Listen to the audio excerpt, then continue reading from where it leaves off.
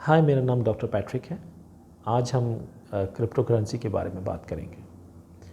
आपने बहुत सारे लोगों को सुना होगा, वो क्रिप्टो करेंसी के बारे में बात करते हैं, लेकिन काफ़ी मुश्किल बात होती है।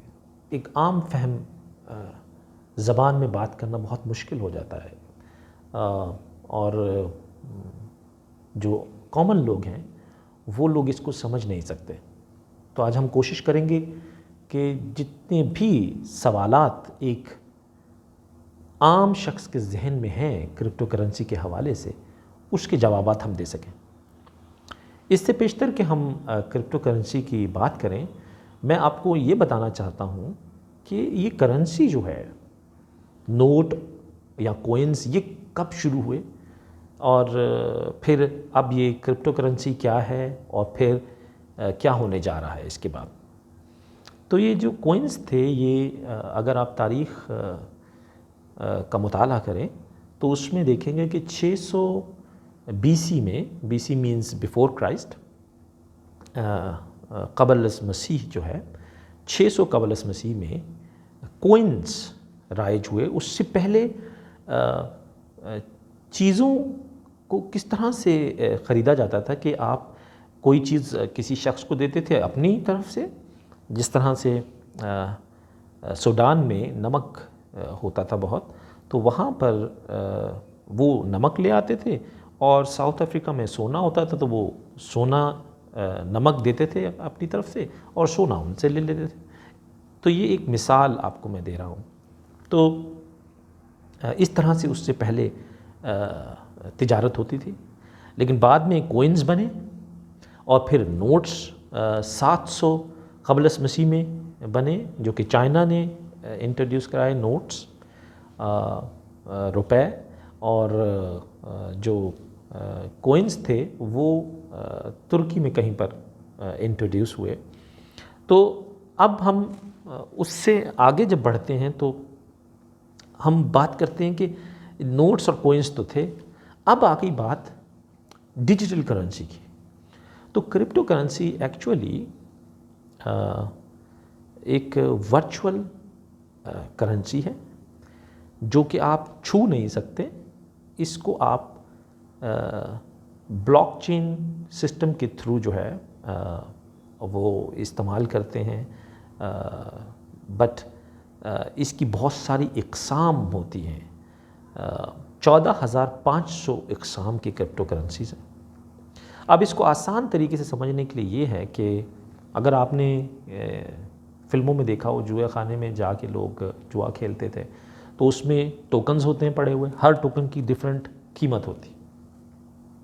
इसी तरीके से अगर आप स्नोकर खेलते हैं तो उसमें बॉल्स होती हैं और हर बॉल की डिफरेंट कीमत होती है, हर बॉल के डिफरेंट पॉइंट्स होते हैं। तो अगर नीली बॉल डालते हैं तो उसके डिफरेंट पॉइंट्स हैं, पीली बॉल डालते हैं तो डिफरेंट पॉइंट्स हैं। इसी तरीके से क्रिप्टो करेंसी जो है, इसमें जो 14,500 मुख्तलिफ़ किस्म की करेंसियाँ हैं, उनकी डॉलर या यूरो के हिसाब से मुख्तलिफ़ कीमतें हैं। मैं सबसे पहले बिटकॉइन को ले लेता हूँ। एक बिटकॉइन जो है, समझ लें कि एक बॉल है स्नोकर का, रेड कलर का या येलो कलर का। तो उसको ख़रीदने के लिए मुझे तकरीबन, आज जो हम बात कर रहे हैं, उसको ख़रीदने के लिए हमें तकरीबन $50,000 देने पड़ेंगे और वो बॉल हम ख़रीद लेंगे। तो एक बिटकॉइन की कीमत कितनी हुई? $50,000। तो ये है एक्सचेंज रेट बिटकॉइन का डॉलर के हिसाब से। तो अमेरिका में या दुनिया में जो मुख्तलिफ़ ममालिक हैं, वहाँ पर आपको वॉलेट्स, डिफरेंट कंपनीज़ हैं, उन्होंने अपने अकाउंट्स बनाए हुए हैं। अकाउंट्स वो आपको देते हैं जिनको वॉलेट कहते हैं। वो आप वॉलेट उनके ऑनलाइन जाके फ्री ऑफ कॉस्ट उसको रजिस्टर करते हैं। फिर आपने अगर बिटकॉइन लेने हो तो आप डॉलर उस अकाउंट में, उस वॉलेट में ट्रांसफ़र कर देते हैं। जो भी करंट रेट होता है बिटकॉइन का, उसके हिसाब से डॉलर ट्रांसफ़र कर देते हैं। जैसे कि अब रेट इस वक्त $50,000 एक बिटकॉइन ख़रीदने का है, तो आप $50,000 इस अकाउंट में ट्रांसफ़र करेंगे, इस कंपनी के अकाउंट में, और आपको एक बिटकॉइन मिल जाएगा। तो आप एक बिटकॉइन से फिर जो भी ख़रीदना चाहें ख़रीद लें। अब बात ये पैदा होती है कि मैं बिटकॉइन क्यों लूँ। उसकी 2-3 वजूहात हैं। पहली वजह तो ये है कि बिटकॉइन जो है वो दो लोग जो हैं वो आपस में उससे डायरेक्ट बिजनेस कर सकते हैं without involvement of the bank. यानी बैंक को इन्वॉल्व करने की कोई ज़रूरत नहीं है, किसी भी दूसरे इदारे को इन्वॉल्व करने की कोई ज़रूरत नहीं है। बस आप एक दूसरे को ट्रांसफ़र करें और ना बैंक को पता चलेगा, ना किसी मुल्क की गवर्नमेंट को पता चलेगा कि आपने किसको कितने पैसे ट्रांसफ़र किए। तो ये भी एक बहुत ही अहम चीज़ है। लोग ये नहीं चाहते कि किसी को ये मालूम हो कि उसने, उनके इवन बैंक को ये मालूम हो कि किसी ने कितने पैसे ट्रांसफ़र किए किसको। तो एक तो ये वजह है कि पीयर टू पीयर ट्रेड होता है, ये पीयर टू पीयर ट्रेड कहलाता है। यानी एक इंसान से दूसरे इंसान को बग़ैर बैंक की इन्वॉल्वमेंट के आप पैसा ट्रांसफ़र कर सकते हैं।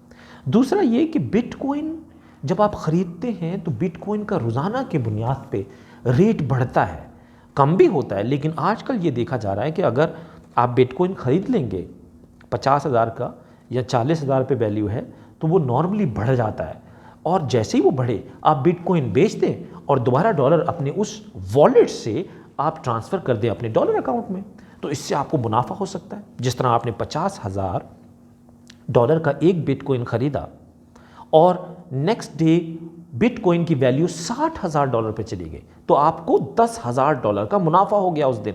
आप उसी वक्त वो बिटकॉइन बेच के, जो कि बेचना आपको किसी को नहीं है, आपको ऑटोमेटिकली आपके अकाउंट में $50,000 जो हैं आप उस बिटकॉइन को ट्रांसफ़र कर दें, डॉलर के अंदर कन्वर्ट कर सकते हैं उसी सेम अकाउंट में रहते हुए, और उस $60,000 को फिर आप उठा के अपने नॉर्मल अकाउंट में ट्रांसफ़र कर सकते हैं। तो ये बहुत आसान तरीका है।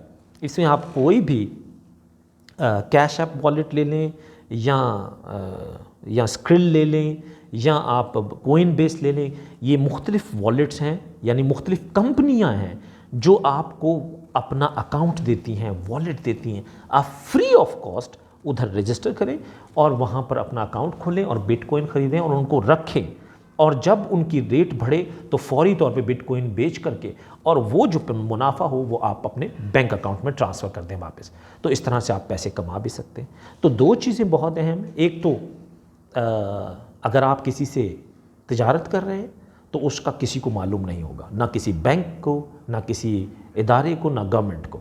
यही वजह है कि पाकिस्तान में या चाइना या इंडिया में इस चीज़ के ऊपर बैन लगाया जा रहा है, क्योंकि वो चाहते हैं कि उनको मालूम हो कि आप किससे क्या तिजारत कर रहे हैं। लेकिन अगर आप देखें तो अमेरिका या यूरोप में उन्होंने कोई बैन नहीं लगाया, वो फ्रीली ट्रेड करने दे रहे हैं लोगों को।